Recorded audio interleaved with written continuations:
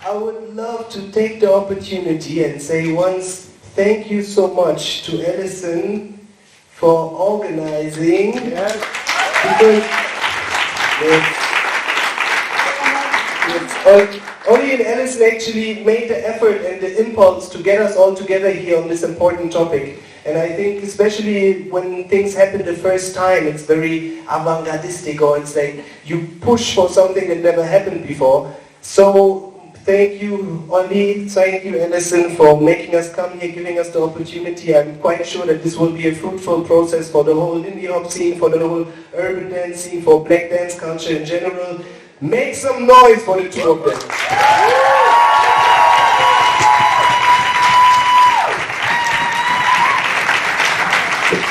It's hard to believe in something before it happens. Once everybody's in the room, it's always like, yay, so much energy and good, but there's been a long journey. So now, without further ado, I'm going to give the mic, all the attention, to the one and only Moncell Durden, who's going to share with us the history of Intangible Roots and lots of his knowledge. Put your hands together for the creator of Everything Remains Raw.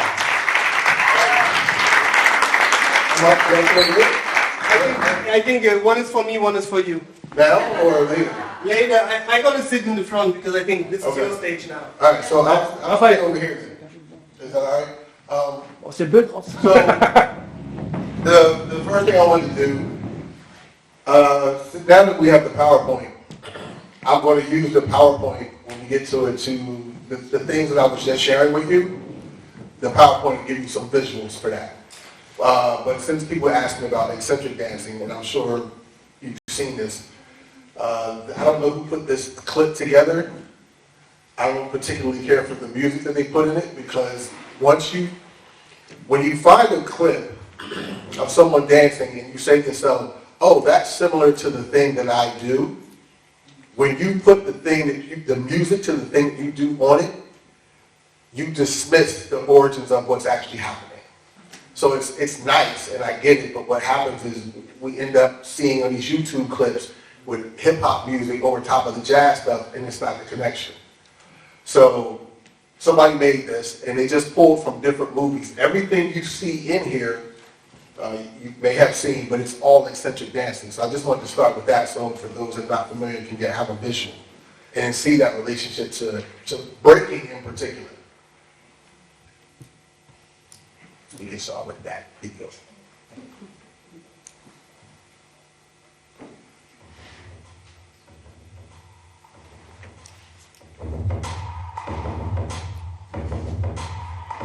All of this stuff would be considered eccentric. And like I said, it was a movement practice that if you wanted to be a successful comedian, you learned how to do these things. Because for them, this was comedy. This is stuff that made people laugh.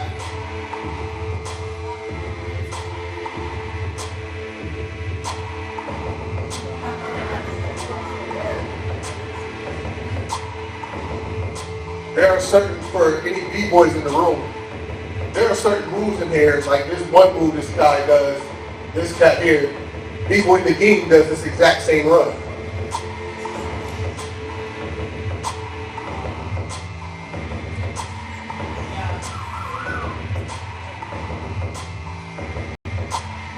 That move back then was called twist around the neck. I've heard some B-boys refer to it as a coin drop where I grew up at.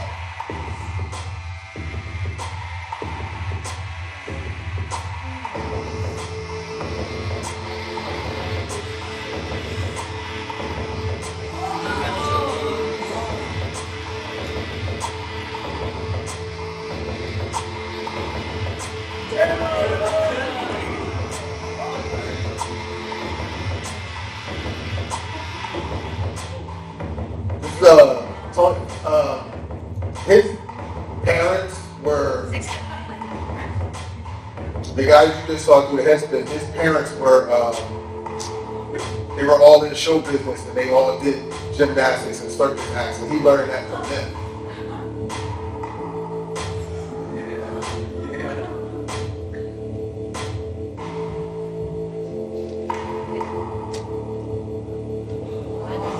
So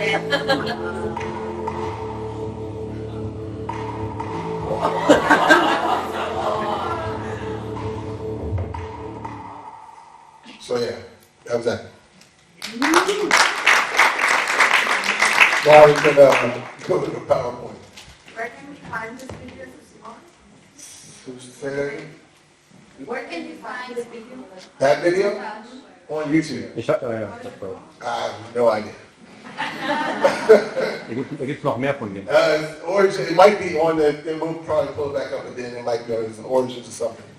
But like, yeah, I think somebody put the Origins of Breaking or whatever, but it's, I get that when they do that, but it's like, that's not breaking. And so, understanding what it is and what it was called for that generation is what we need to do, even though we see the similarities that connect to us. Because it becomes dismissive when we put our names on top of something that, and they didn't call it that. Then we don't know what to do further research in. So this is what I was talking about earlier. This is a PowerPoint I did. I used to do like a lecture, kind of a lecture demonstration I would do for schools on the continuation of this. And this is around my idea of the morphology of Afro-kinetic memory, or retentions. I was calling it retentions then. I call it memory now. So it's basically looking at how dances from the past morph into things that we see now. It's talking about the Afro-kinetic movement, what the body is doing in retentions and these characteristics that exist in the aesthetics that I was talking about. Again, if we're talking about aesthetics, Africanist aesthetics, you're talking about polyrhythm, polycentrism, percussiveness, again, something probably in the hand, this orientation to the earth, which can be different than Eurocentric aesthetics, because now you're talking about this heavenward orientation, right? There's usually a sense of elitistness in it. There is a sense of, even though there are overlaps, so you still would have some percussive stuff, it won't be polyrhythmic, and definitely won't be polycentric. But it's the different aesthetics that become the dominant practice. And so in this case, I'm looking at African retentions throughout the diaspora and how they show up in American dance practices. I do not remember the order of the slides, but I think the first one is going to show you, I don't know who put this together, but I think it's brilliant. Someone took the time to take all of the journals about where the slave ships were and where they went, and they made a sped up version. So every dot that you see in this represents a different slave ship. And it shows you where people were taken from. That's wrong. It shows where people were taken from. Or we can question that, because if you go to Goree Islands off the coast of Senegal, on Goree Island, they say 20 million enslaved people went through there. We normally have this narrative in America that it was 10 to 12 million, but if you go to Goree Islands, it says 20 passed through that port. So each one of these dots, and when you look at the year, you can see, you get a sense of productivity and what was happening in that year that you see more ships. But each one of these dots is supposed to represent where ships were coming from. I don't think it shows all, because there are some ships that were coming from Madagascar. There were ships that were coming from Mozambique, where my mother's side of the family is from. But they did capture a lot of the ships and the journeys that went. You have to remember, at least in between, let's say, in between 80 to 100 to up to 300 Africans would be on these ships.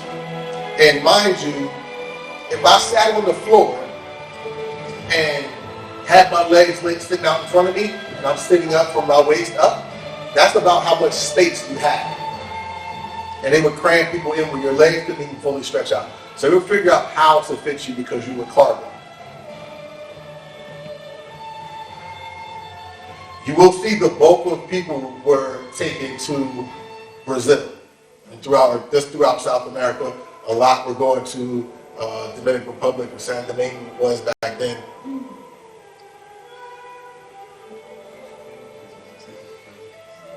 The least amount of enslaved Africans were taken to America.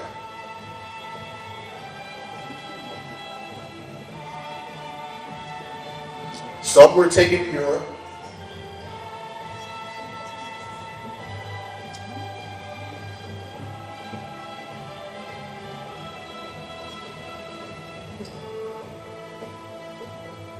So again, as I say, your cultural practice, you can't strip that, even though that's the conversation in America. It's like we deny these Africans from, you can't deny nobody from doing their cultures. You may take the drums away from them in certain instances, like the 1739 or the 1740 Negro Act that happened because of the 1739 Stonewall Rebellion. They forbid Africans from playing drums because, and I don't truly believe this, but this is the narrative in America. They said that they found out that the drums talk. They already knew the drums could talk. And so they did ban drumming in certain parts of the South in America, but not the total South, just certain areas. But again, that practice is within you. So you take that, and even though I don't have the traditional drums, I may not have the animal that provides the traditional skin and what have you, I'm going to recreate my cultural product with whatever I have laying around me. And so you see that many people who are enslaved and taken to certain places. The thing that shifts is that because I'm now in a new environment, I'm going to pull from that resource to create my thing. And the new environment can shift my approach to what it is. So if you think about hip-hop, the narrative around hip-hop is that hip-hop's birthday is August 11th, 1973.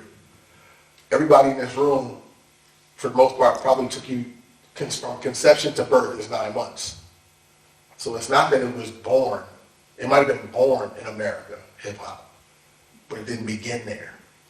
Because now you have to talk about that building of what that culture became. And so most of what hip-hop is based on, if you think about the pillars, dancing, I just generalized, dancing, graffiti, MCing, DJing.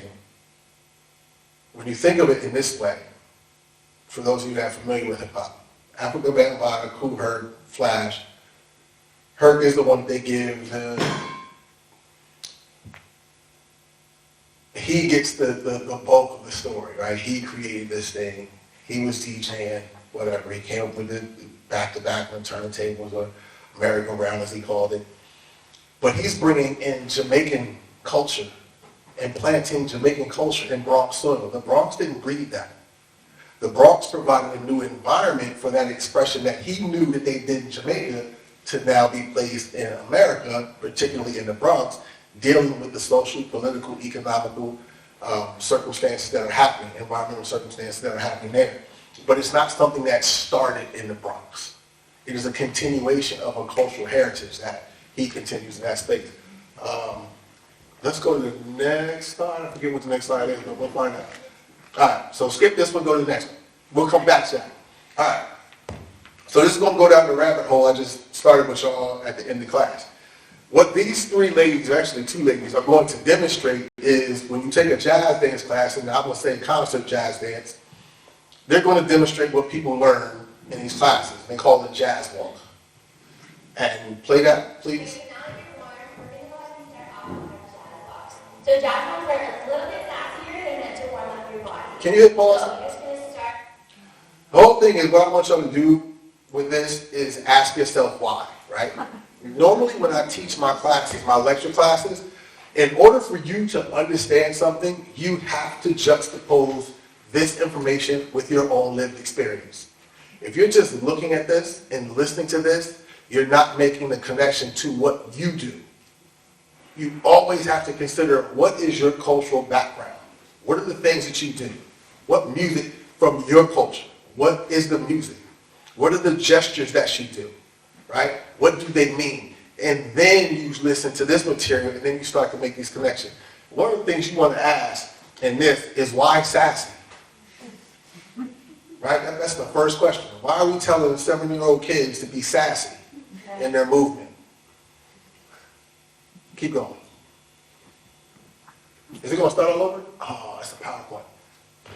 Now, go back to that one. Yeah. Okay, so now that you're warm, we're going to go ahead and start off So jazz hands are a little bit faster. They're meant to warm up your body. So you're just going to start over here, one foot out, and then you're going to step, crossing the front. Look at the posture.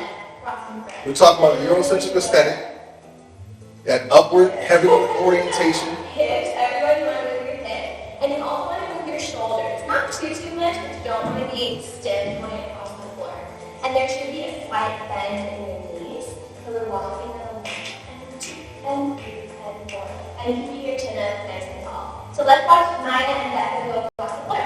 And 5, 6, 7, and 2, and 3. All right, we can stop this right there. Beautiful. So, you ask yourself, why is sassy? You ask yourself, why are we rolling the shoulders? Can my Lindy Hop people tell me why? Y'all should know this.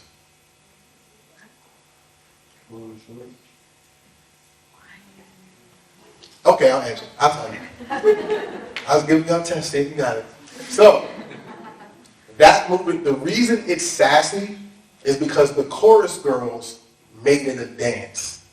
But the dance comes from the women in the brothels and how women used to walk to entice men. And how did they walk? That's where the roll of the shoulder comes from. That's where this comes from. But when the chorus girls did it, they did this. And now we call them boogie forwards. Or it was boogie woogie, but now we call them boogie forwards. So you're doing this. The sassiness comes from that. Now we have context, why we're looking the way we're looking. We're not in this Eurocentric set across. When we get into it, we're like stylizing the way that women walk to be alluring. And then somebody, I don't know who, somebody came up with that. And that's what they teach in the jazz classes, which I'm on a personal campaign right now. I want everybody, and if people think I'm playing, I'm not playing. I'm about to have articles published. I'm not playing with these people. I'm sick of them calling it jazz dancing when it's not. It's good dancing. Hell, it might even be great dancing.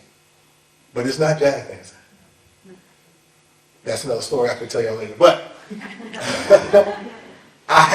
there are better clips. I don't know why I have this one in there, but the next clip of Maple Lee, you see her for a hot second do a boogie woogie step or a boogie forward, just for a hot second. You don't see her feet, unfortunately. My Lindy folks know. But you're going to see her and go really quick into it. This is what jazz dancers should look like.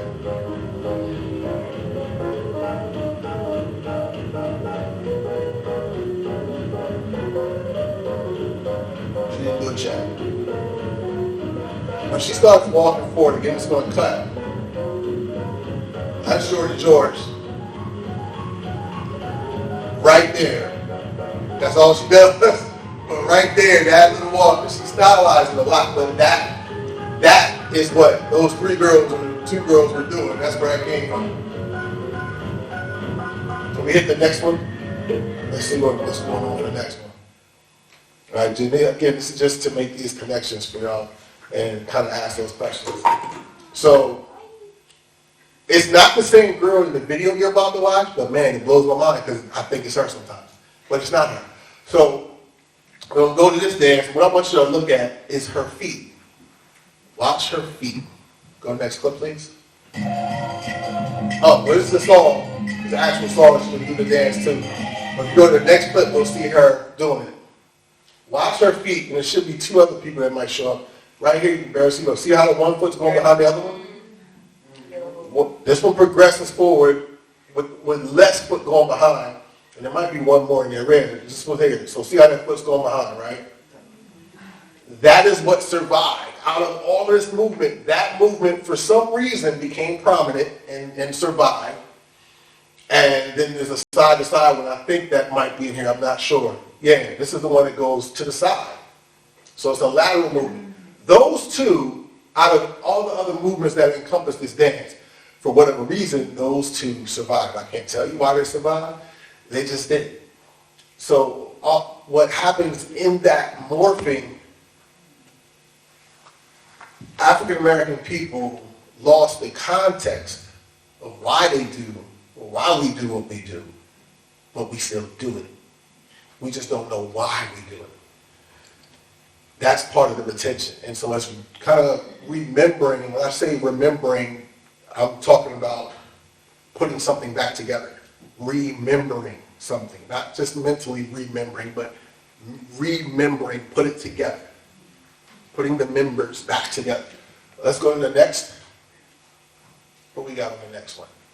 So this is Denny Televere, that's Joe Rostas, and Walter Wilkins blowing a harmonica. Joe Rostas will come across the screen loudly. I'm sure some of y'all have seen this footage. This is him doing the camel walk as it was done in 1894. These were the first black men to ever be put on film. They were a part of the passing show. You can go ahead and play it. Oh, come on, moderator. That's the camel walk video. It lacks, so this is the fall off the log with some shuffles. And when he goes to the ground, that was called a breakdown back then. The reason it was called a breakdown, and I'll explain how to know. So there's Walter Wilkins. He comes out with some nice fancy shuffles. It was only about 52 seconds into the clip, and they literally ran out of tape. So as soon as he starts to get down, tape stops. Because they ran out of tape. But when you saw Denny Televere drop to the ground and kind of roll back and pop up, that was called a breakdown because on the plantations, when you had corn harvesting time, you put piles of corn. And you would sometimes have contests to see who could break the corn down fastest. So when you pop the top part of the corn off, that stalk part, that pop, that's called a break. And you're breaking down the corn. And then they started to do dances, and they would say that's a breakdown. And then it survived, and they would have different iterations to it. But some of the original breakdowns were not just that one, but anytime that something dropped to the floor, it was called a breakdown. And then you see it in a lot of other dances. It starts to vibe and it become different ways that the movement spoke to that time period. But they were all a continuation of that language. And even if I go really crazy, I won't tell this whole story. But the word break, for breaking, goes back to the Civil War. And so, while for those that know, break had nothing to do with the break of records, like the break beat of a record. It had nothing to do with that, for those that don't know this. To break in the 1970s meant to go off. So if I do something and my mom yells at me, "Mom, why are you breaking on me?" Or if an older brother or whoever starts yelling at me and coming down on me, "Yo, why are you breaking on me?" It meant going off. "Why are you going off on me?" Then Herc used that for the dance because he was like, "Yo, they're breaking. They reached their breaking point. This is sending them over the edge." And then it became about the music. But the connection to that language, to that concept of going off, dates back to Robert Wheat, who was a Confederate soldier. He ran a platoon called the Tiger Rags. And for my jazz folks, this is where you start to talk about Tiger Rag, the song, and doing time steps and certain shuffles and breaks is all connected to this. And so in the Civil War, the battalion he ran, they were a rambunctious group of, it was kind of strange. You had shopkeepers and lawyers and such, right? Supposedly prominent people in the community, mixed in with pickpockets and thieves. So you take the poor and middle and upper middle class and put them together in one regiment, and they were said to be the most rambunctious group during the Civil War. They were the first people to break the Union line. And everybody was scared to death of these cats. And that's when the terminology of breaking up, going off started to kind of permeate through communities. It wasn't huge, but that's when we started to get that because of this group. And you go all the way up to the 70s, there's a whole bunch of stuff in between, but go up to the 70s and the language is still being used. I can break hip hop down the same way and give you a little more context, but it's just to show like what is happening in the community, in the society, is the thing that adds value to what the thing is. It's where we're getting the information, it's how we understand it, because we're not just doing a dance to do the dance. We're doing it because it's tied to all these other things. And that's where you find the lived experience in it. I am doing this because it's tethered to all of these other ideas that exist in my community. This is why we call it what we call it. This is how we gesture. We just turn those gestures, those concepts into dances. Let's go to the next one. So this gives us early camera walk. Ma Rainey's song, CC Rider, spelled S-E-E-S-E-E, back in 1924 was a really popular blues song, and this was the song that, if you put that song on in 1924, everybody did the camera walk, right? If we put on certain dance today, right? If I played Broadway, everybody would probably do the Tranky Do. If I played the Big Apple, everybody would do the Big Apple, right? So when you play Ma Rainey's CC Rider, everybody would do the camera walk for some reason. Can you hit it should play the song, so you can hear it if you've never heard it. Right, so now you get this real bluesy movement to it, because it's not fast. What we've been seeing, this one is like, and there's a way to come up to your partner, you slow drag with them, or just play with the dance itself. And whether it's going this way, or walking, now, this was the song, and it was the most popular dance to. You can go to the next one. We see the asymmetrical lines in it, right? We talk about lines in dance, and everything has a line. You may not recognize that line, but everything has a line. And for the camera walk, it's asymmetrical. And it's syncopated sometimes. Next clip, please. Al Men's giving us a little camera walk. And if I'm not mistaken, he does it syncopated in this one.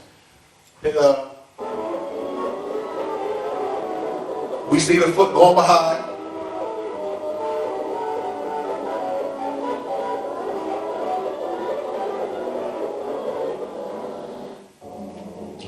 Leon James doing it, but this is the lateral one, which is connected to snake hips as well.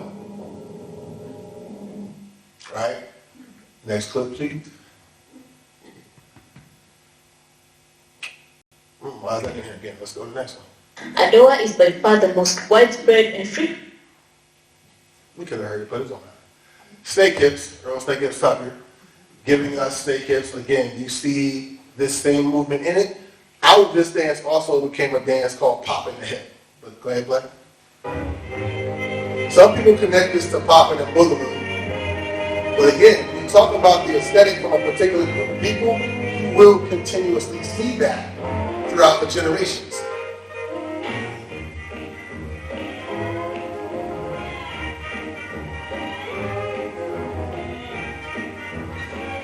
Movement that starts in the pelvis region but exposed throughout the rest of the body.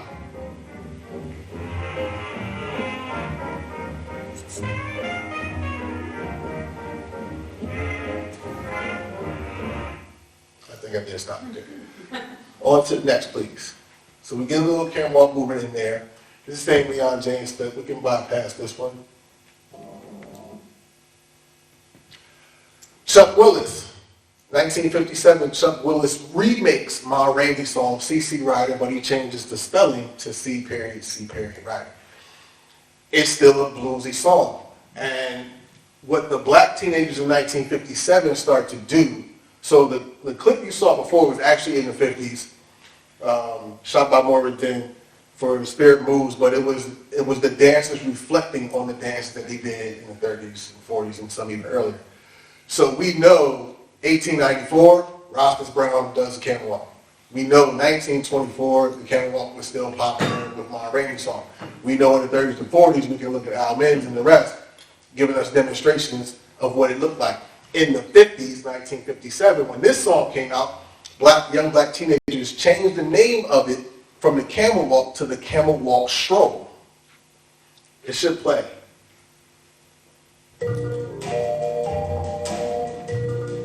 When you did the camel walk stroll, now you're doing this.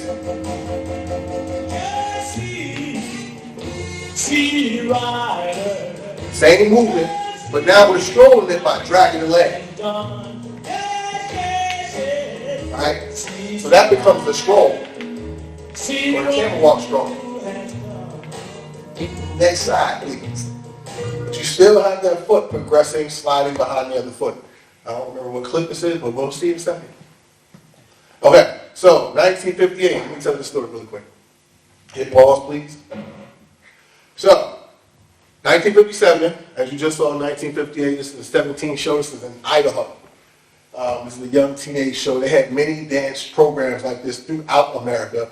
Only American Bandstand was syndicated, but almost every city had a teenage dance show that only showed in that area.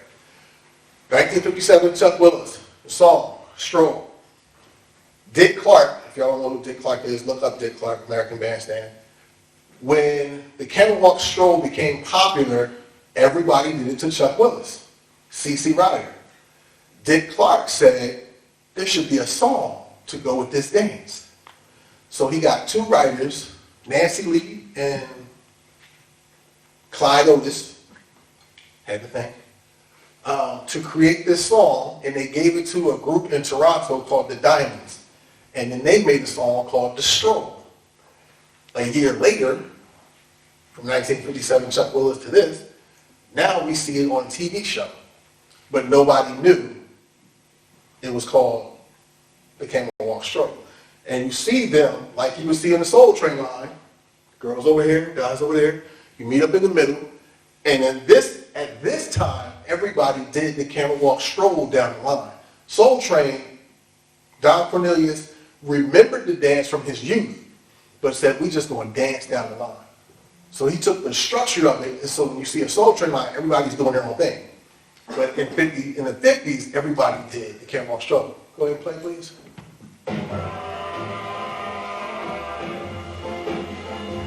Now, but forget it. Don't they look nervous? Like, they just look like, I don't know what I'm doing. I don't want to be here.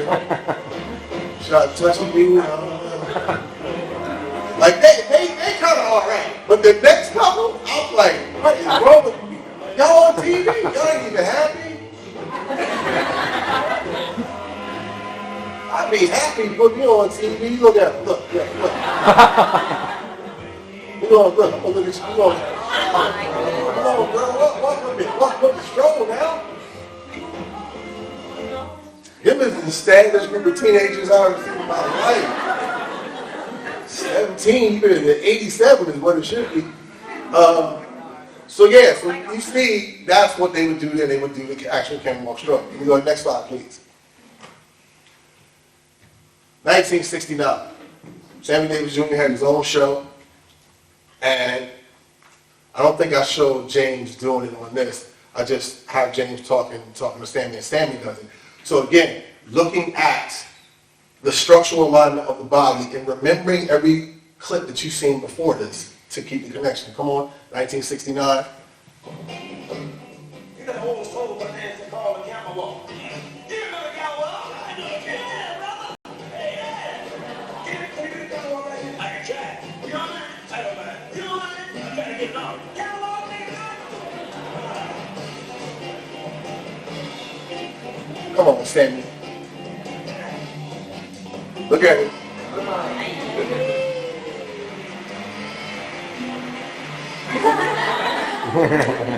You can find this clip on YouTube because then James Brown does his, and his is just as funky. But and again, the steps are usually very basic, so that way it allows everybody to find their own freedom of expression in it. You don't want to look like anybody else. Now let's see what's next. So Soul Train line we already covered, but let's play a little bit of it. It's style a while. We want to style. There's a book by Jacqueline Malone called Stepping on the Blues. That's my teacher, Greg Camelot Jr. Taught me how to lie. That's popping the hip.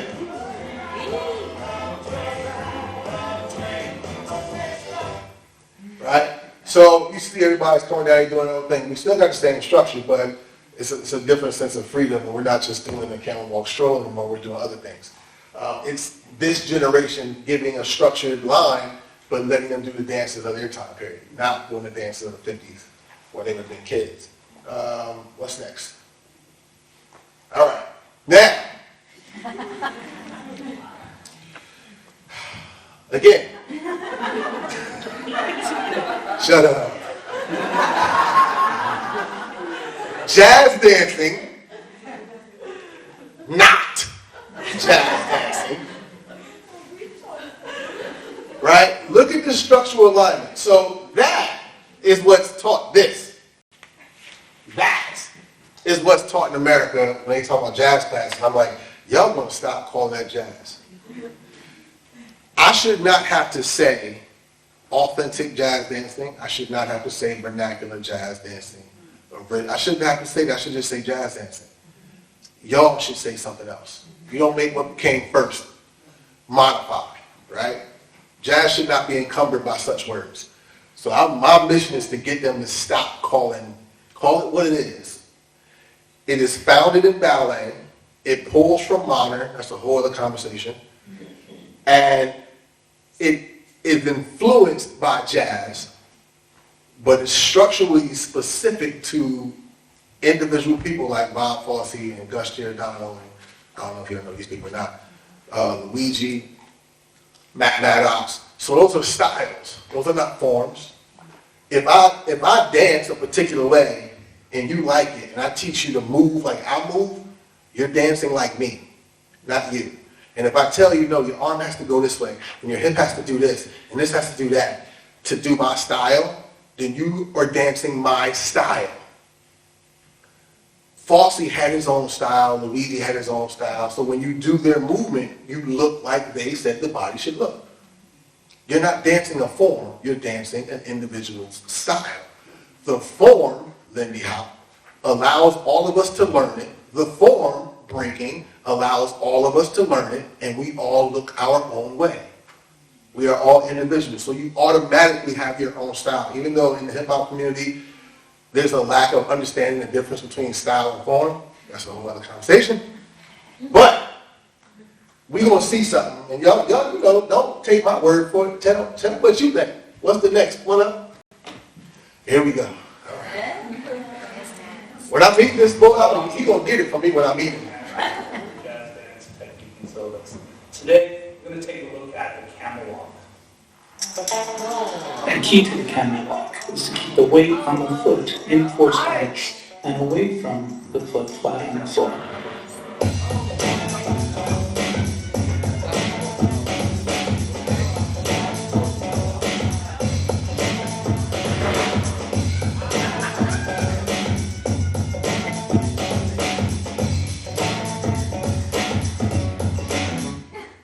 So, as I started to say, if you read Jackie Malone's book, Stepping on the Blues, she says something that's simple and to the point. Originality and individuality are not just appreciated, it's expected in Afro-diasporic practices. I want to see who you are when you show up and dance. And so this codification, using the word jazz, it's just problematic because it can still be good dancing. It's just not jazz dancing. And for any young jazz enthusiast, there is no such thing as jazz funk. And if you teach it, sorry. There is no such thing as jazz funk dancing, and there is no such thing as street jazz. If it was street jazz, it would be Lindy Hop. Just the concept alone. First of all, I hate the word street because that doesn't speak to community. That doesn't speak to people. Nobody wants to be homeless and nobody wants to live in the street. There is nothing glorifying about street. I do dances from my cultural community that came from the people that were possibly inspired by my environment, but my environment didn't create them. I pulled things from my environment. And jazz funk is a music that came out in 74, 75 because of trained jazz musicians like Herbie Hancock, his group Tower and Power, Kool and the Gang, all these other groups who were trained jazz musicians started adding in funk rhythms to their music, and then Billboard magazine called it jazz funk fusion. No new dance came out. You did the same dances you were already doing, you continue doing just to this music. It's kind of like for my hip hop people, when people say New Jack Swing dancing, there's no such thing as New Jack Swing dancing. There's New Jack Swing music. And the same dance that we were already doing, we just did to this new music that had a little bit more energy. So yeah, I don't know what that is. That certainly is not the camera ball. Okay, next slide. The Yankee. Let's see the Yankee. You're going to hear the music. This is the original music.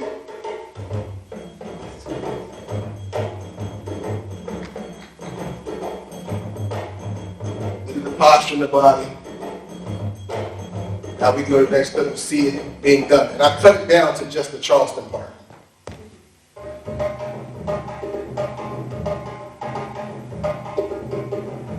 So we see the Charleston in it.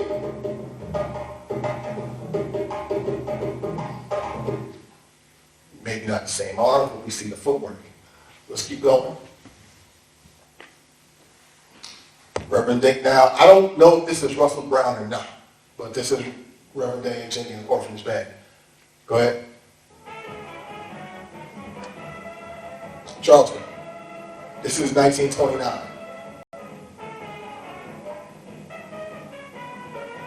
Later in the clip, there's two girls doing it, where they do it like the kid and play, except they're kicking at each other, they're just not clicking their feet together. Again, I don't know if that's Russell Brown, but it was this band that took that dance around the world. They performed for the Queen of England. They did a lot of work throughout America and traveling. Next clip, please. Gotta have Frankie Manning in there.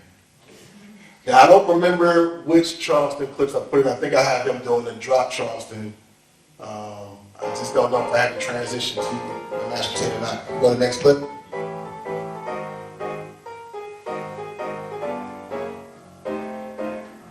Next one.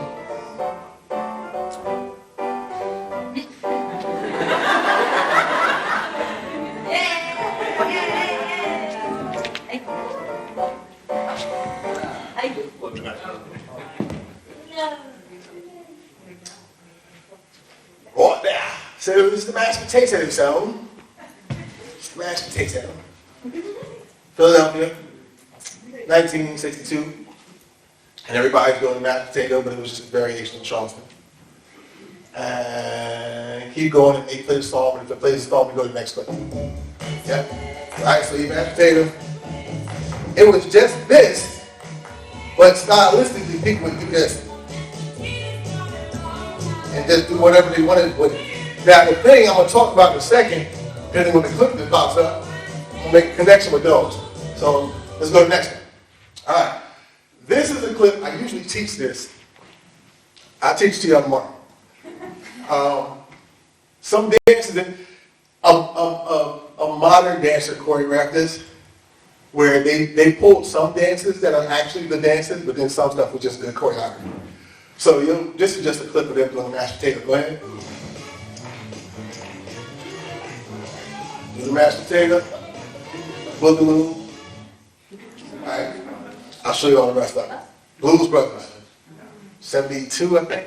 That came out somewhere in there. Might be a little later. But anyway, mashed potato. So now, these two, Super Love Sea and Casino Run, two rappers. And they came out with a song called Do the James in hip hop. And it was a staple step. If you was a hip hop dancer, you couldn't do the James Brown, something wrong. So now we talk about James Brown and passing down lineage. So when and I have the clip in here, but when you see the James, and it's in the song, Do the James, you would do the James Brown. Wow. Right? So that was James Brown. It has this bounce to it. Yeah. Right? Which bounce is that? It's that first bounce I showed you. Right? It's from shoulder and drop bounce. Now the thing, James Brown, anybody know where James Brown footwork comes from? No? James Brown footwork is an imitation of tap dancing. He considered himself a buck dancer when he was a kid. He was horrible. He was horrible at it. But I was a buck dancer when I was a kid. He used to jump around, but he was just making noise. And so he took, y'all know the Applejack, right? My lady people. So the Applejack is what Elvis was trying to do or doing, could have been his version, right? So when we think about Elvis, right? When we think about the Applejack, and Elvis was doing the Applejack his way. James took this part of the Applejack and fused it with the mashed potato, and then he fused it with the slop, which I'm going to show you at the very end. I won't do it right now. But we'll see, we should see, Super Love to see and Castle Rudd doing the James paying homage to James Brown.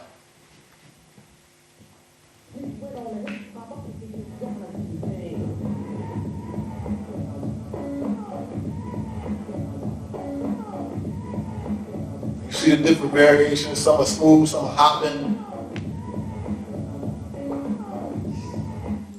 That was early 80s, it was like the mid 80s, but if you was a hip hop dancer, you couldn't do that, you ain't a hip hop dancer.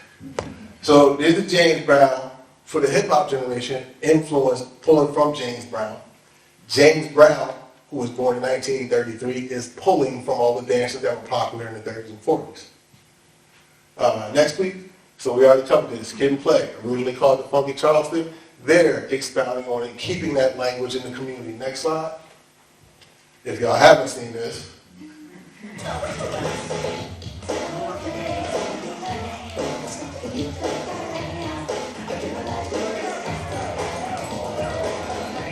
it is all about social community. It's all about people coming together. Yes, there were plenty of women in hip-hop functions dancing. Even the breakers, it was plenty of women like Headspin, Janet, there's a whole host of other ones. I don't know all their names. But it was tons of women. Whether they were rocking or on the floor, it was tons of women. Unfortunately, they don't get talked about enough.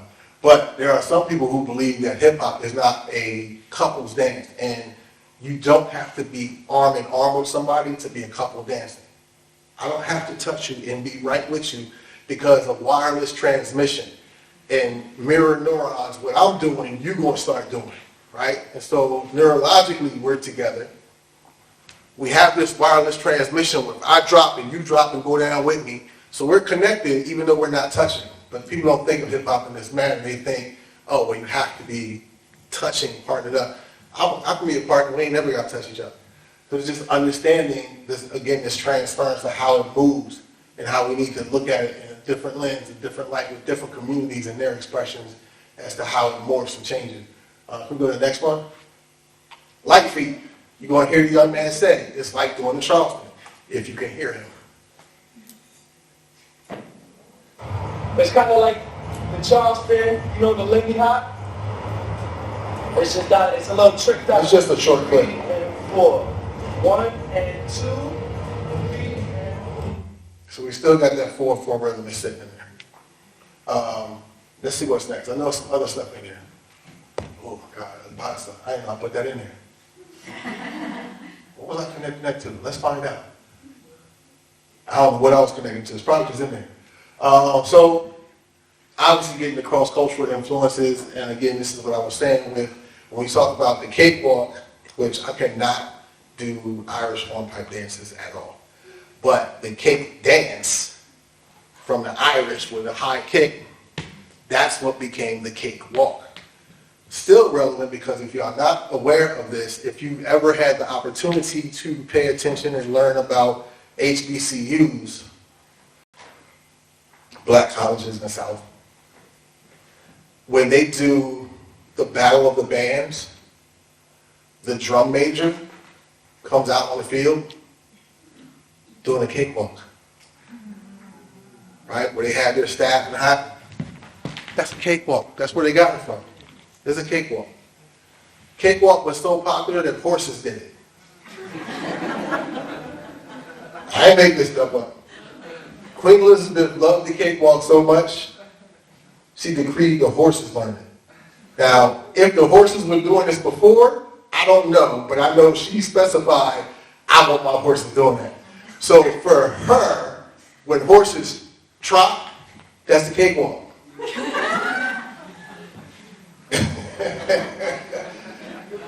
Y'all know who Anna Pavlova is? She's a famous ballet dancer. Love the Texas Tommy. brought the Texas Tommy to Europe. That's how much she loved it. Thought it was amazing when she went to America and saw it.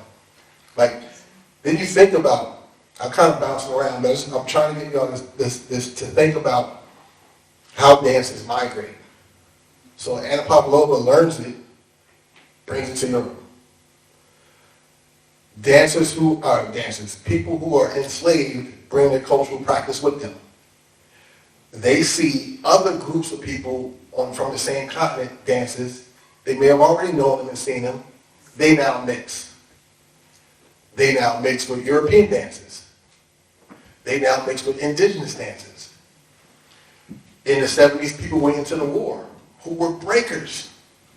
And now they in Germany and in this place and in that place, and they're doing dances. And like, well, yeah, because people travel. Love me, crazy lady, but shut the fuck up, because you ain't the only one that they saw it from. Like, there were people that you probably didn't even consider good who, went to the armed services until they went. Shaquille O'Neal was in Berlin breaking. Listen, it moves around. It moves around. You never know who it moves around with. So we have to look at the cultural influences and what happens. We were dancing to ragtime music. I don't know if I have any clips from this in this particular presentation, but when you understand march time music, that's music you march to Africans, or you might say African Americans, building off of march time music with an African sensibility to time and rhythm and syncopated are now ragging the beat, which was back then called raggedy, like it was not good. It's raggedy music, because you're ragging it. But it becomes ragtime. So now we're just thinking about time, right? March time, rag time. It's really just about the timing of it and how we're playing it. So we have to look at this, like, cross-cultural polarization that is happening in terms of dress, in terms of ideology, in terms of fitting in, so the sense of belonging. All human beings want to feel belonging. Be means to exist, and longing is a deep-seated yearning for fitting in or agreeance or community or what have you. So we're looking for that, and there are other politics attached to it, but we're trying to figure out how we fit into spaces and places in order to survive. Let's see what's next. Cakewalk. Kind of talked about that already. Let's keep going. Oh, early versions of the cakewalk. Let's see what this looks like. I don't know if y'all seen these clips. I own all 375 reels that Thomas Edison shot. Took me a long time to get them, but I got them. Y'all know what a cakewalk is. Let's play the cakewalk for those that don't know the cakewalk. Because there's different variations of the cakewalk. This one was considered a comedy cakewalk. Basic cakewalk, but I think if this is the clip, he'll do a comedy one. If not, it was just doing what we would refer to as wing movement in your legs. I don't think it's going to happen in this one. This not. So, next one. It's Texas Tommy.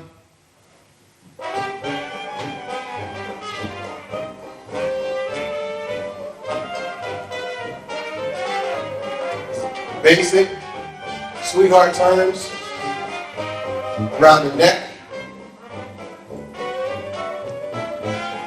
Note the difference in the arm positions.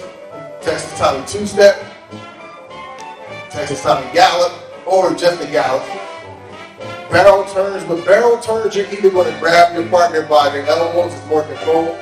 Sometimes there's an underarm grab for the shoulders. It's just basic steps and flipping them in different variations. And you can kind of see, and some of this is to Apache or Apache, some people call it, or the tough dance. I actually might have the tough dance in here. Let's see what's next. I don't have the tough dance in here. Shorty, get you some.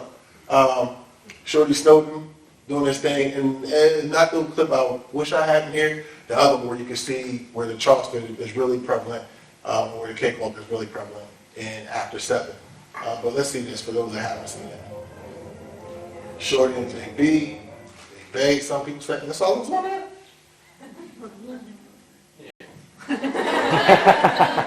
Okay. All right, that's all that's on there. Let's go to the next clip. You can look that up and find it. I think what I was talking about here is the Harlem Twist, is what most of us call the twist. Some people, this is kind of conjecture, but some people will say that the Harlem Twist, well, Edith Matthews and Twist Pouch George have been the ones who have given credit for creating the Harlem Twist, that we all know is a twist. So some people say it's connected to Sente, but then the people I talked to about Sente, this African dance, was like, I can't think of the creator's name, but the man that created Sente was known to pull dances from the 60s and pull African dances and put them together and create this old dance because it was something new. But when you did the Harlem Twist, you did as a partner. I doubt if I have the clip in here, but go to see what's next and see if it is in there. Is there a next? You over here flirting. Look at you. Look at you. I'm gonna mess with you now. Next clip. Go back. Okay, go forward. Keep going. Let's see this. Alright, so this was so most Lindy Hop people know this was the inspiration for Frankie Manning in the first hairstyle. Let's go to next. Let's see what this is. I mean, I know what this is, but let me see what I'm. So this is just showing Frankie doing. This is taken out of. Shoot, I forget the guy's name. No, I mean that clip is from Harvest Moon Ball, but this documentary, I forget the name of it. Jumping something. So that clip you saw with Shorty George with Big B had Shorty George on his back. Frankie Manning came up with this, for those that don't know, based off of what he saw Shorty George doing. Not this part, but that where he pulled his partner over his head. But let me kind of go back to the twist. If you know who Hank Ballard is, or most people are familiar with Chubby Checker, who did a remake of Hank Ballard's 1958 song Twist. Hank Ballard's backup dancers took the Harlem Twist and did it without a partner, because normally in Harlem you did it with a partner. They just did it without a partner. And it had such a profound effect. I don't know who knows this, but because they did that and the popularity from Chubby Checker doing it, it changed the social decorum in America and probably the world, where women no longer had to wait for a gentleman to ask them to dance. If a gentleman didn't ask you to dance, you could be in that party all night holding up the wall. But that was a social decorum. You had to be asked. But the twist didn't matter your station, domestic, socialite, everybody did the twist. You could do it by yourself, you could do it with a couple of friends, a bunch of friends, it didn't matter. So it shifted this attitude of what solo dancing was, and then it ushered in a new era of solo dances. Keep going. Hell's Pop, we all know what that is. Yeah, this. You just gotta watch this. I don't care how many times I've seen this. I'll watch it a billion more.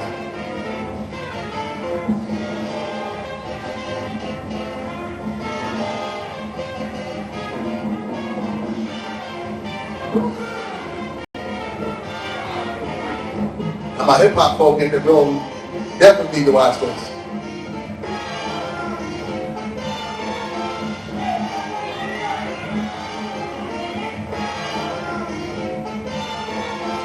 There are a lot of conversations that you can have about this.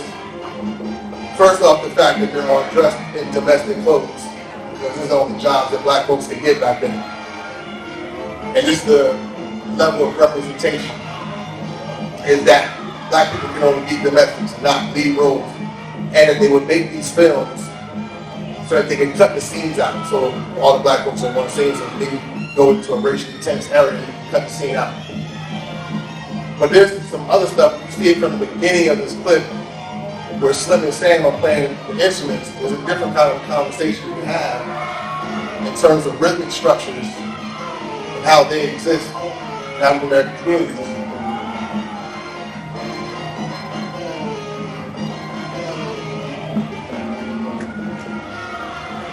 There were people in Philadelphia in the Lindy Hop community that thought, when they saw this, they thought everybody in the back line was a safety net. I was like, they're not a safety net. They're enjoying it with them. They're dancing with them. They're not there to protect nobody because some of the positions they're in, they couldn't help. But as you know what everybody's doing, and you're accenting on top of what you're doing. Not to be a safety net, to be part of the presentation.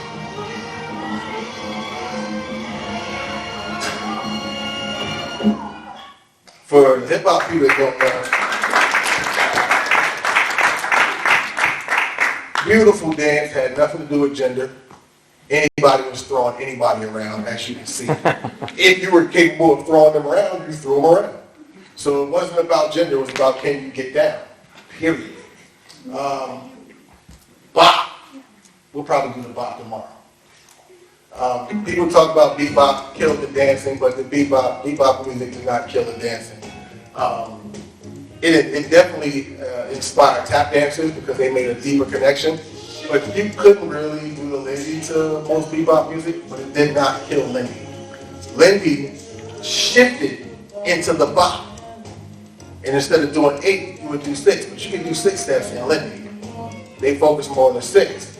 And that became a thing. So most people think, oh, Lindy stopped. Nobody stopped. Because if you're that age, and that's the dance you grew up with, you're going to do that as long as you're on the planet. You'll be 80. And you will remember the songs you danced to, and you still do it.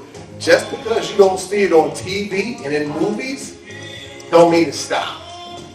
Right? I read an article where somebody said black people drop the ball. You cannot drop culture. And just because you don't see it, you ain't in every community to know who's doing it. Because I was learning this as a kid. My parents are not famous dancers. They're just social dancers. So that morphed into the bop. The mambo was renamed salsa in 1973 and combined Lindy steps, and it was a whole other thing. Chicago stepping comes out of Lindy Hop. All of the different bops come out of Lindy Hop. The hustle comes out of Lindy Hop and salsa, which is originally called mambo. And mambo is a name that was subscribed to a priest or a priestess. You were a person that would guide the spirit.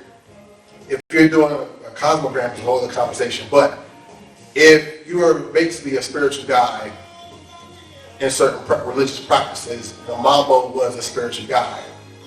It's also, we think about it as the drummer leading, and how drums in hip-hop particularly, but not just hip-hop, how drums lead the way and become that. So that drummer switched over to that DJ actually becomes a priest or priestess in the way that they're guiding the energy and the spirit in the room.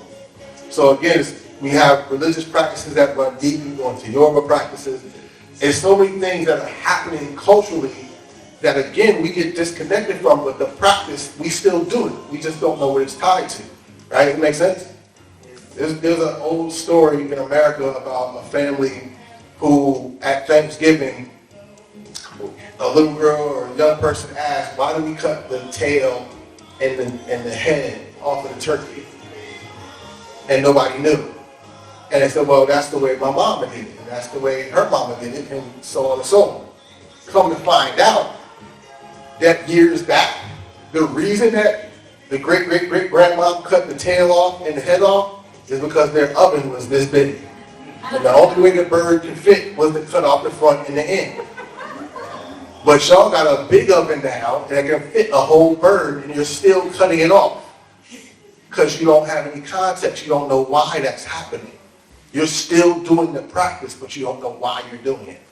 And that runs a little deeper, but let's jump into the next thing. So twist, we good, keep going. Hank Ballard in the Midnighters, that's Hank Ballard at the top over there, left. He had a bunch of different, there was like over 20 different backup singers throughout his career. So I don't know if those were the ones that came with the twist, but it was his background singers that brought that in. Keep going. We go past that, y'all know twist. And there's a bunch of different twists, the peppermint twist, the slow twisting.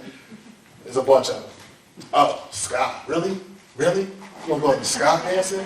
Jesus. All right, so This is connected to my hip hoppers. So swings. What? Swings. Lindy swings, right? Charleston does not swing. You can probably make it swing, but it don't really swing. Charleston's up and down. It don't really swing. Lindy hop, you can make Charleston swing, but Lindy hop swings. And so, but it don't rock. The Charleston didn't rock. The Lindy don't rock. Not really. It bounces. It's a little bit of rock, but it don't focus on the rock. Jamaica focused on the rock. So Jamaica had this happening. We had it too in America, but not like Jamaica had it. They were serious with their rock. And here, I don't know if I have a clip of it in here. I might, but here you're seeing 4 basic ska dances. There's a video of them doing this. That might be on here. Go to the next one and see if it's on there. It ain't on there. So the 4 basic ska dances back then, the one was in place. One move side to side, same step. Another move like this. And the last one was rowing the boat. Right? In America, we created the jerk and the monkey off of the ska dance. So when they were doing ska dances and doing this, we came up with, and when you do the monkey, you don't do this. You actually climb a vine and climb up. So when you do the monkey, you're supposed to do this. You're not just doing this. That's the commercial part, but the monkey was like grabbing a vine and climbing up. So we got the monkey out of that, and we got the jerk out of that because we were trying to find a different way to do the monkey. And then you get the jerk, right? Same thing with like, you know the funky chicken? Yeah. So funky chicken, the Memphis funky chicken looked like this.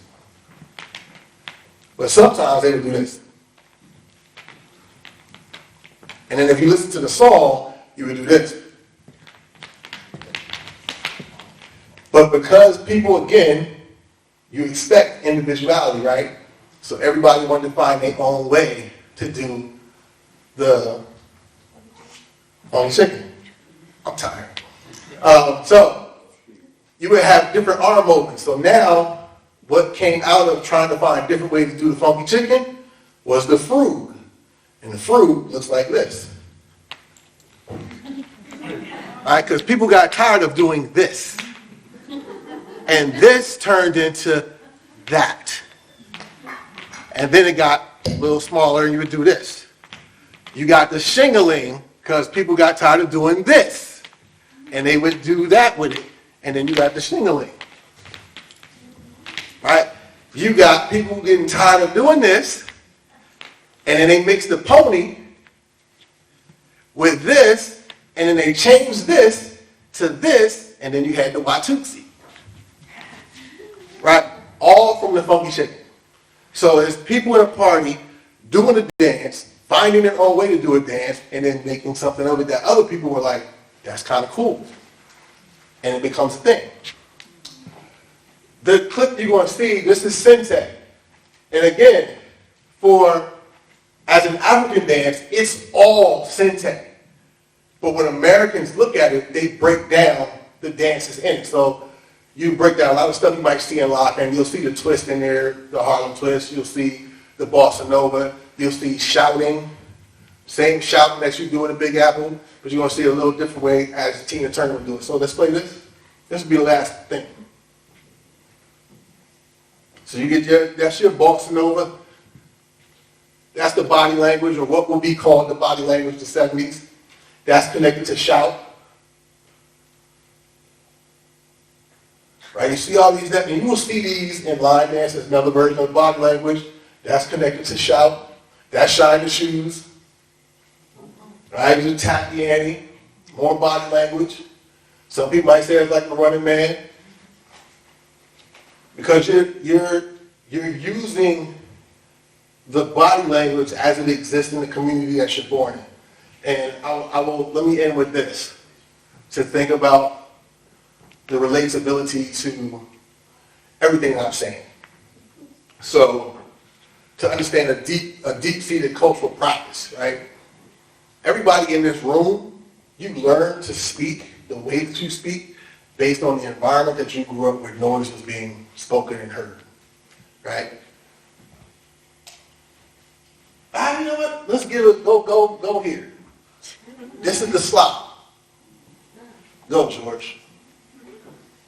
And then I'll finish with my other side. I guess that means you and me.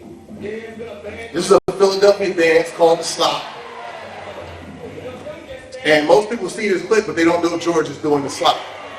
And he was a good dancer in Philadelphia, did the slop. He's actually doing the West End slop, but there's an East End and a West End that was most popular.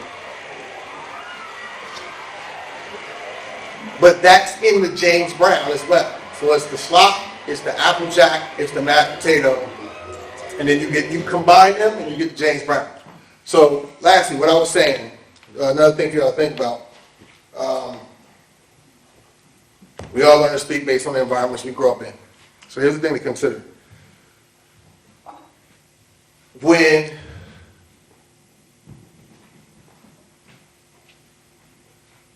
mother is the first teacher of the child, the first sound that we hear that vibrates our newly forming apparatus is the vibration of the blood flow of our mothers, arteries and veins, right? When our mothers, your mothers, when they were 4 months old in their mother is when your cellular life existed, right? All the eggs that a woman will carry, if a woman is blessed to carry eggs, all the eggs that woman will carry develop when she is 4 months old in utero inside of her mother. So we are vibrating to the blood flow of our mother before we have ears and before she's even born. Our cellular life begins then. When we are now in our mother's womb, the auditory system, our whole ear function, I won't go through the technical stuff, but that starts to form at about 2 to 4 weeks in gestation. Your ear structure, your auditory system is fully developed somewhere between 23 and 25 weeks, right? We start picking up ambient sounds. Even though it's through the amniotic fluid and it's like a low muffled tone, we still get pitch and rhythm.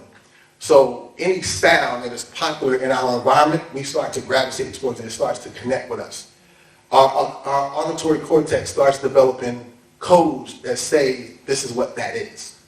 When babies are born, the occipital lobe, which is our sight, connects with the auditory cortex. And the reason that babies are just like fixated in the stare is because those two parts of the brain are now connecting that sound that I've been hearing goes with the thing that I'm now seeing. So other code starts to develop. If we come from a community, a culture, a household that is deeply embedded in celebrating music, we are going to get accustomed the same way we get accustomed to language, right? We can learn any kind of music, but we may become accustomed to a particular kind of music. And if we don't play any music in the house, well then, we're not accustomed to any particular thing. But studies have been done that built upon the visual stimulation basically a visual paradigm, preferential paradigm by this guy named Robert Fance in the 1960s, where he looked at the visual stimulation of babies. Other neuroscientists took that on and they worked on the auditory system. Sheila Woodward in South Africa, there's Alexandra Lamont in England. And basically they did this test where they would give a number of pregnant women one song to play through the last 3 months of gestation. They said after the baby is born, don't play that song again. They waited a whole year, bring the mother, bring the child, put them in the room, speaker, scientist, mom, baby in lap, played random bits and pieces of music. But what they noted was every time that they went to that song they gave their mother over a year ago, the baby always fixated on that speaker. That is not to say that was that baby's jam. I'm not trying to say that. Baby like, oh shit, back in the boom. Club boom. So, but it tells you that not only do babies remember, not only do they hear, but they remember. And By age 2, it is said that that is when babies start to show a certain sense and ability to cultural movement practice. At 2. I got tons of video on that. I don't have it on here. By 6, they have a certain command of it. You become, in your 20s, not realizing you're doing a movement you saw when you was a kid. Because it's in there. Our histories are in our bodies. They're part of our cellular memory, like rings on a tree. It's already in here. Those experiences show up in you. And so all that information we take in starts to come back out. Human beings are steeped in rhythm, vibration, tone, and pitch. That is part of the human experience. Everything grows in rhythm. The fetus grows in rhythm. The planets are aligned rhythmically. The emotional connection between planets and us and water are rhythmical. The 2 hemispheres of our brain connect through rhythmic synchronization. Everything is rhythm. Everything is cyclical. So that notion of, I don't know why this music speaks to me, my culture is this, but there's something about this that gets at the human experience in us. That's beyond culture. That's getting back to rhythm and pitch. There's something in there because every bone in our body vibrates on a different frequency. So the same way if I hit the right note, I can shatter that. When you hit the right rhythm frequency, it has a physical reaction on the body. That's why you get goosebumps. Because something from an electrochemical charge happens in the brain that shows up physically on the body. But we resonate in that, and that's part of what we feel connected to. We can't articulate it, but there's something there, and that's possibly getting back into the human experience of us. The last thing I will say, might not be the last thing, but just trying to think what's circling around in there right now. Bunch of shit. Pardon my English. I'll stop there. There's probably some other shit going on, but you know, it's a lot. It's basically when you learn dance, you're learning a cultural practice that is embedded in cultural identity, personal identity, and so you have to understand our value systems could be different. If I'm learning a dance that's from the continent of Africa, or I'm learning Bharat Natyam in India, if I'm learning whatever, there's knowledge about that I don't know because I don't have that lived experience. Just because I'm black don't mean I understand fully what it means I don't understand at all what it means to be an African living in Africa. I don't have to deal with those social politics, economic, environmental situations. I don't have to deal with that. So I don't know what it means to be that in that space and do that dance. You will never know what it means to be another race, not even a freaking word, but you will never know what it means to be another ethnicity doing dance. You just know you like the thing. And as human beings, we have the capacity to learn other languages, to learn other cultures. We just need to understand that what we are practicing is a cultural dynamic and the way that people live and function. We ain't going to have all the answers because you need to be them in order to have the answers. You need cellular memory to kick in. We talk about representation. There's a guy no longer with us, but Stuart Hall did a lot of work on representation. He said representation was 3 things. It was reflective, it was intentional, and it was constructed. Right? On the flip side of that, representation was image, memory, and story. So I, as an Afro-Indigenous person, my mom's side is from Mozambique, my dad is a Mesquite Indian from America. When I see images of lynchings, there's an image and there's a story that goes with that image. But I wasn't there. So I don't have a direct memory.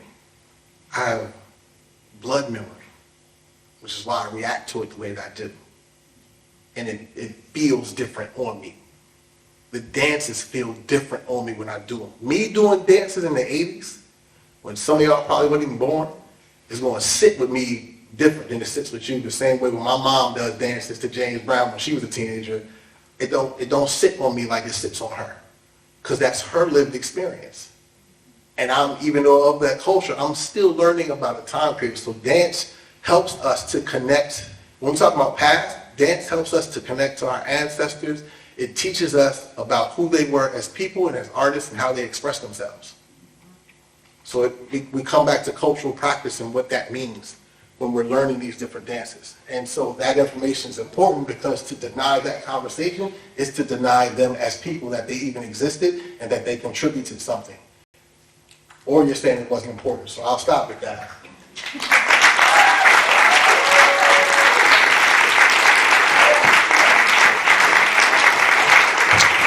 Thank you, Moncell. Thank you so much. Because, yes.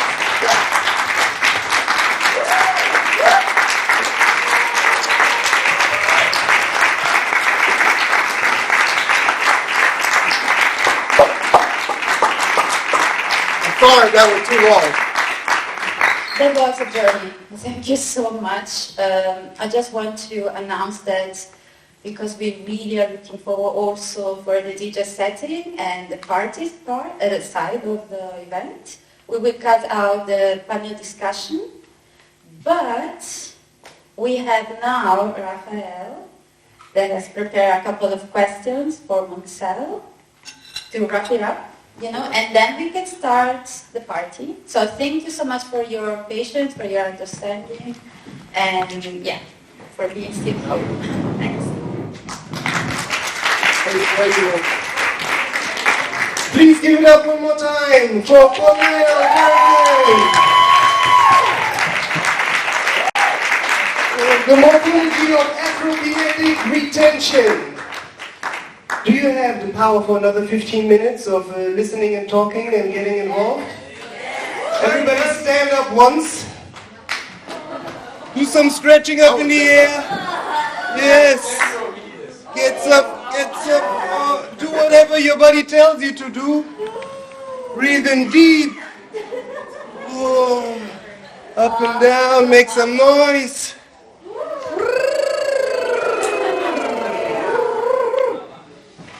Wow. Listening to you is like having an ocean of wisdom in front of you and only being able to zip it piece by piece. Thank you so much for combining all this knowledge and wisdom with the humbleness and kindness to share it with us in that fashion. Thank you so much, and please make some noise for them.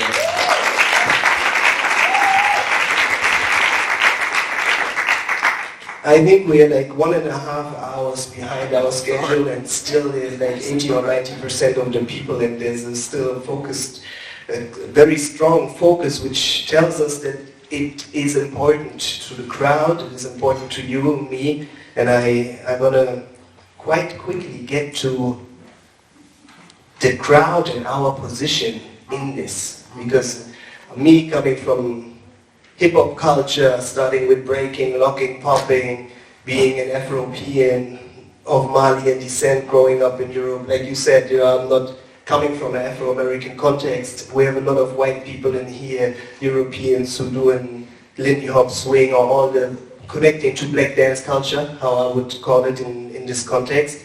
And I think, especially since 2020 and the Black Lives Matter movement and a lot of discourse about consciousness and how do we consciously deal with cultural appropriation, cultural appreciation, I would love to, I know that it's our responsibility to ask ourselves these questions, but maybe you want to give us some hints on what do you expect from people coming into the culture, playing with it.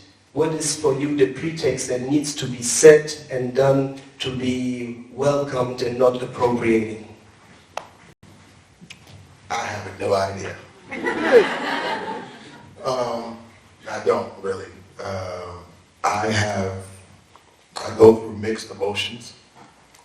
I was telling Ali coming here that 2013, I'll try to keep this brief because I know I'm long-winded, but in 2013 I stopped traveling to Europe intentionally because I've been to Poland over 30 times. That's the country that I went to the most, and fell in love with the city, fell in love with the people that I was mostly with, teaching house and hip hop and rock and stuff. And one day it just dawned on me that I am giving you everything I can possibly give you to understand black culture. And black culture, I'm going to explain that in a second. But I'm giving you everything, right? Why, and to this song, and all that. But then it dawned on me one day, leaving, there's nothing here that supports American black culture. Many people still look at black people the way that they look at them. The things, the practices that we do, you don't do culturally. So even for me to say, well, improvise. How are you going to improvise if that's not really a part of your cultural identity? If your dance practices are not about improvisation, I can't expect you to just understand what I mean. So I was like, nothing here supports it because you're not learning a dance, you're learning a cultural way of expressing yourself. But all of the stuff that informs that does not exist here. Y'all don't have regular clubs. There are no people playing this kind of music. The language doesn't exist. The gestures don't exist. None of that exists here. I was like, yeah, I'm done. I'm not doing this no more. Like, it's just not, what am I doing? And I'm like, I'm not trying to make money off my culture that way. So I didn't travel until 2018. I went to Sweden to give a lecture. And in 19, I went to give a lecture. And I was like, maybe I'll travel again, but just to talk. I'm not teaching dance. Over the last year or two, I started slowly teaching movements again, but not going in hard like I used to. And so I don't know. It's something that I'm still grappling within me. There's a conversation, there's an internal conflict that I'm experiencing. There's my humanity, and my humanity is like, we all have access to learning this stuff. We should all have access to do this. But then my cultural identity and practice is like, why don't y'all find your own shit to do? Stop doing our shit. Do your own shit. And I'm in conflict. Like, my humanity is going to win because my humanity is like, that just ain't right. You know what I mean? So it's like, but how do I, and the only way that I can think to answer that question is to excavate the meaning behind the cultural practices.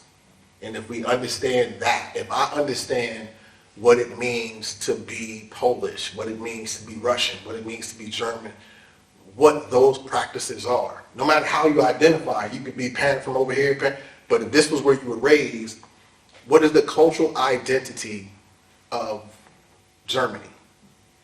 Does that break up depending on where you are in Germany, right? So what are those things for me to understand how you see yourself?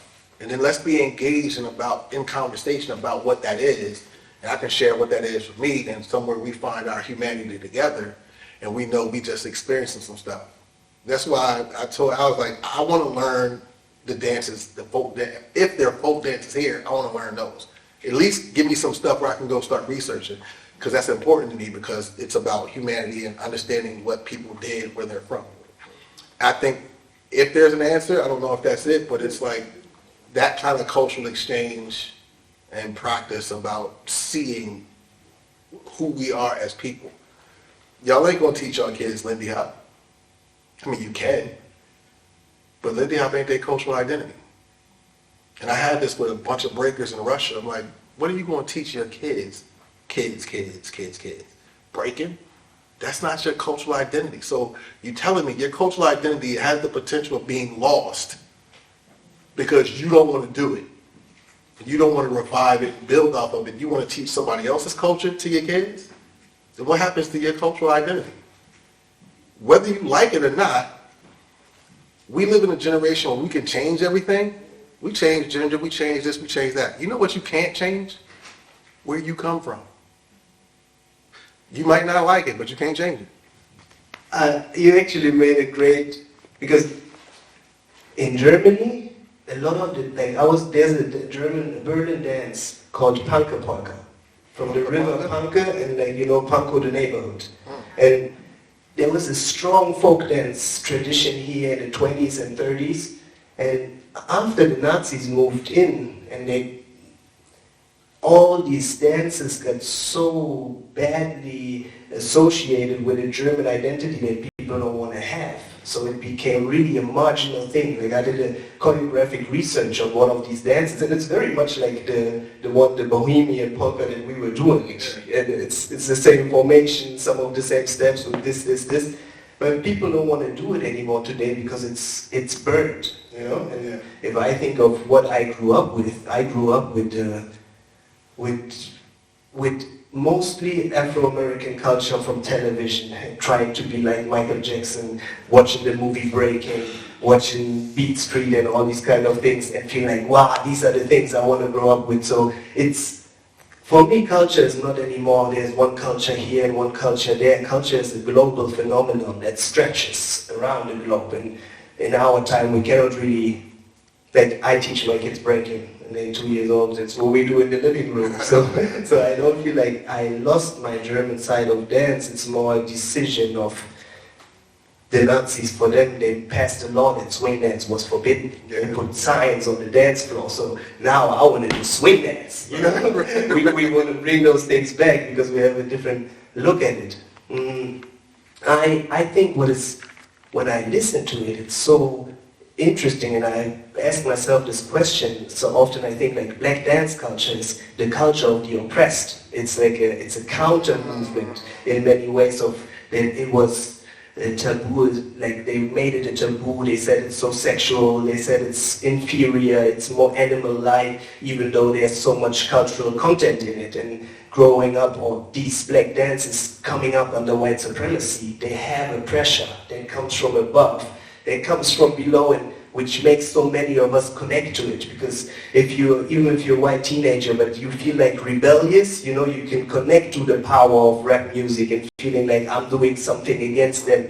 If you're a queer person under patriarchy, you can connect to ballroom culture, you know, which comes from below. And there's this strong thing of culture of the oppressed, and then I see on the other side the culture of the oppressor, or the oppressive culture, like ballet. You know, most of the things I see in the opera, they try to tell us that the state is fair. They try to tell us that the economic system is fair, that you're poor because you're lazy and the other people are rich because they work so hard, you know. And I think distinguishing in these categories and asking yourself, where is the culture of the oppressed and the moral high ground actually, and where's the culture of the oppressor that tries to tell us the prince is so important, he comes on stage, everybody should be like the prince, but we can't. You know? And this makes it very interesting to me to distinguish in these two lines. And when I am asked about cultural appreciation, I ask myself about the spaces that we are creating. If I'm in a swing dance class and there are no black people, I have to ask myself about why is there an exclusion? Because in the city there are black people and they probably want to do swing, but they don't come here. So if I'm the teacher or the manager, we have to ask ourselves our questions: where are we excluding people? Where should we invite people? And just like here in this workshop, there were free tickets given to the black community, because if this is not actively done, people don't come to Lindy class because it's not automatically in the same sense, because it's mostly white spaces in Berlin, and it's just slowly happening that it's not draining for people to be in these spaces, because people come with some kind of white privilege that tells them, oh, I love these things and I don't mean it bad and all these things, so it can be very draining. And I think it's important of where do we give power away? It's so much about power and questioning ourselves. And your answer formed it so well of, you know, we sometimes try to put the responsibility in me with my question, asking you, what do you expect from us? And then realizing you thinking about these things decades before me, you know, being in this thing. Here's an interesting thing too. Because you mentioned the oppressed and the oppressor. There's a language that has to go with that. The joy. Black folks don't make up dance just because they oppressed and sad. We make up dances because we celebrating life. So there's a lot of joy. Because to say, if we only focus on the oppression, are you trying to say we don't have joy? Like we don't create from joy? Of course we create from a space of joy. So you have to include that language in the conversation. Something else you said too. It's kind of three things that stuck out the most to me. That and an inclusive space is only inclusive for certain people if they actually want to go. You can't force young black folks to do Lindy. If they don't want to do it, they don't want to do it. Right? Yeah. That don't mean they can't learn where it came from. But they doing them. I want you to know about this, but I ain't going to force you to come to the thing. The space is there if you want to participate, but some of y'all don't want to participate. Some will. Can't force them. Let people live. But we make it available, and that's the inclusive part, because the inclusivity of, I forget where I was at, but I heard somebody speaking on being inclusive, and she said that the tricky thing about inclusion is that you have to include the thing that you don't like. So if me and my friends speak French, but you speak Spanish, and we ain't gonna let you in because you don't speak French, you only speak Spanish, nah, come on. Inclusion is, I'm a Christian, but you worship the devil. Come on. That's inclusion. Inclusion is the shit I don't agree with. Having a seat. Now, whether or not you want to come, that's up to you. But I'm not going to push you away. And so it's thinking about that. Do they actually want to be there? But making it available to them is like, yeah. And then the harder conversation, really tricky conversation, is y'all do know that there is no such thing as black people or white people, right? You do know this, right? So we want to talk about how we break these ideas, these constructs. This shit is hundreds of years old. That it is derogatory to call an Asian person yellow. It is derogatory to call an indigenous person red man. But we still run around here talking about black and white. That's how bad we are sucked into the idea. All human beings' skin color is the same skin color. Brown. I love people that identify white, but be like, you do know your skin is brown, right? It's just the lightest beige cream tan versus the darkest chocolate mocha. But the spectrum in between, I do my class, which is very eclectic, right? I go around my class, and I was like, how you identify? Like, ethnically, how you identify? And I hear it all. I'm Filipino. I'm Korean. I'm Japanese. I'm Puerto Rican. I'm Mexican. I'm black. I'm white. I'm like, y'all see what the difference is? They just told me something that identifies where they from. You gave me a color that don't tell me shit. Because when Europeans came to America, they told them that you are no longer white. No, I'm sorry. They told you are no longer Irish. You're no longer German. You're no longer Russian. You're now white. To fit into that construct of whiteness, right? It's a mind, pardon my language, it's a mind fuck. That we identify ourselves that way, we can't get out of it. We are human beings. We are spiritual beings having a human existence. And what is a human being? A human being is H-U-E, hue, shades, because that's brown. That's black. That's brown. Turn that off, that screen is white. We are H-U-E, hue, M-A-N, molecular anatomical neural computers, B-E, existing, I-N-G means action. That's what we are.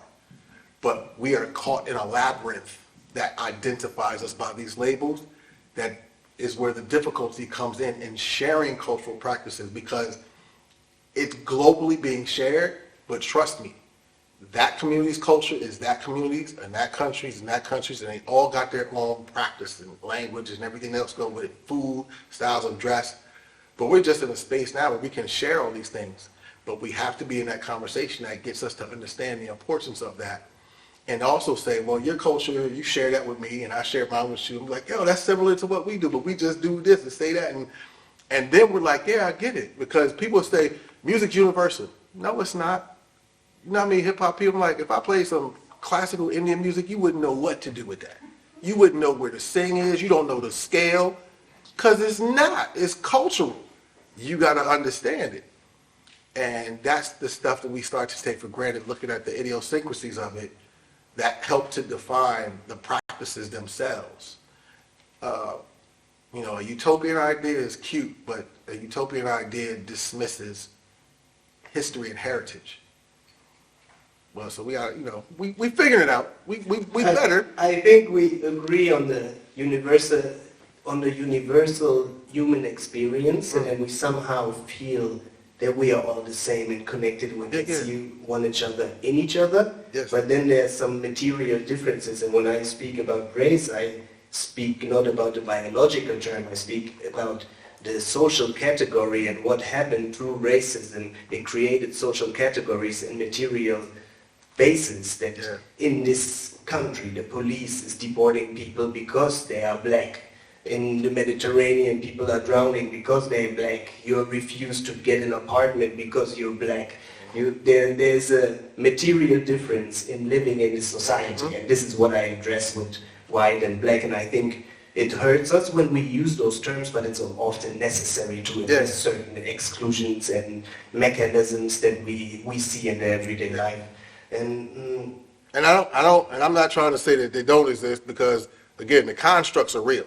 yes, Like the things that have been created by them are real, and it's very hard because we're so steeped in it. It's hard to but it's like we're still freaking humans, and because of this bull, we are separated into these categories, and it's like, what the flip, man?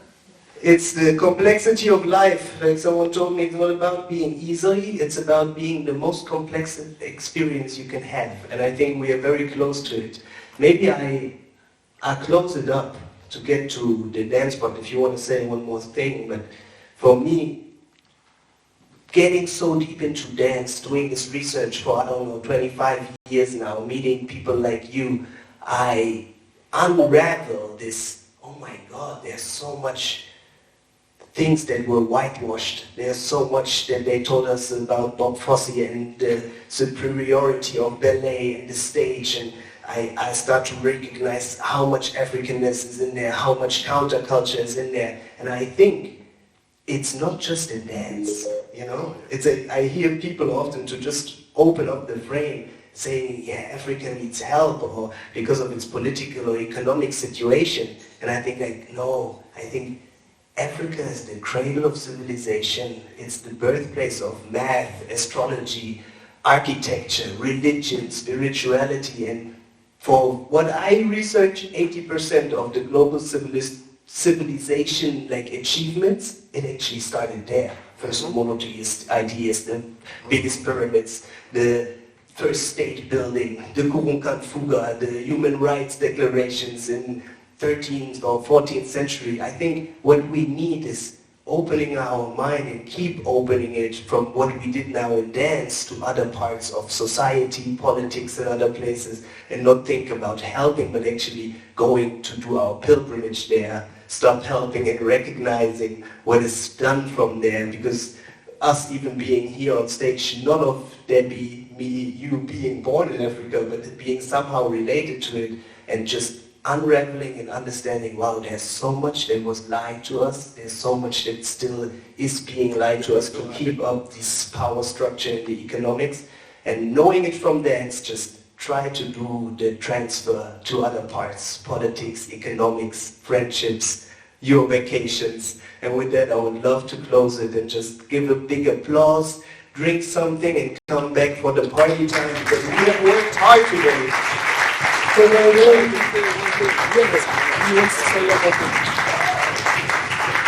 Well, I want to keep it short. The aspect of was anything else. I want to leave y'all with something, but then share two things. You're not colonizing a place if the resources ain't good, right? Every country in Africa was colonized. You're not doing that if there are no resources there. So obviously, it's the shit. We don't have cell phones without Africa. So yeah, that's the first thing. The other thing is racism runs so deep, it's hidden in all the things. I usually do this lecture on racism, but I'm not going to do it today, but I will share this to show how it's hidden. Mickey Mouse is a minstrel character. It's blackface all day long, and people love Mickey Mouse. I'm like, y'all don't even understand what y'all celebrate. That mouse comes from blackface. So does Goofy. So does all the original Disney characters. The idea of Disney, most people believe, I can't even say most people, but there are people that believe, comes from the 1915 World's Fair, where they had this watermelon up, and in the watermelon said Dixieland, and it had a bunch of characters that represented these tropes, these Sambo tropes. And some people believe that was part of the inspiration for Mickey Mouse, because Mickey Mouse came a little bit later. I think Mickey Mouse's birthday was 1925, I could be wrong. But, so there's that. It's hidden in the pockets of stuff that we don't even pay attention to. The last thing is I'll leave you on with two things. My thing, and then one of my mentors, Papa Chuck Davis. My thing is this. I define dance as discovering the autobiographical self, negotiating creativity and expression. That's how I define dance. Human beings are in constant discovery of our narrative.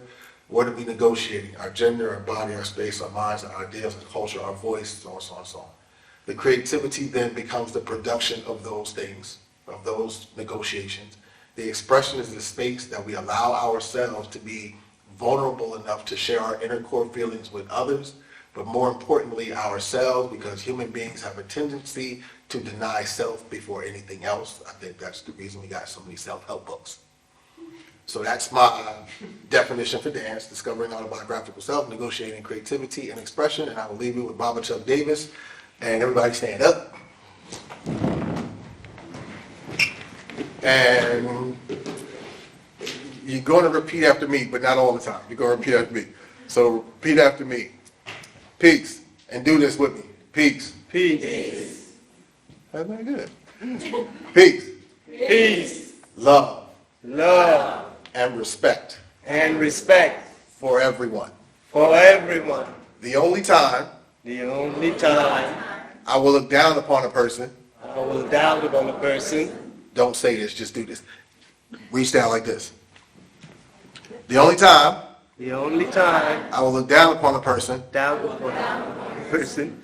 That was bad. The only time. The only time. I will look down upon a person. I will look down upon a person. Is when I'm pulling them up. Is when I'm pulling them up. One more time. Peace. Peace. Love. Love. And respect. Respect. For everyone. For everyone. Papa Chuck Davis. Let's go.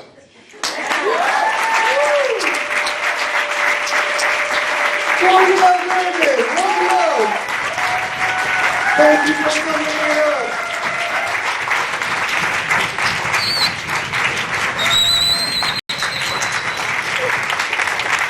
INtangible Roots.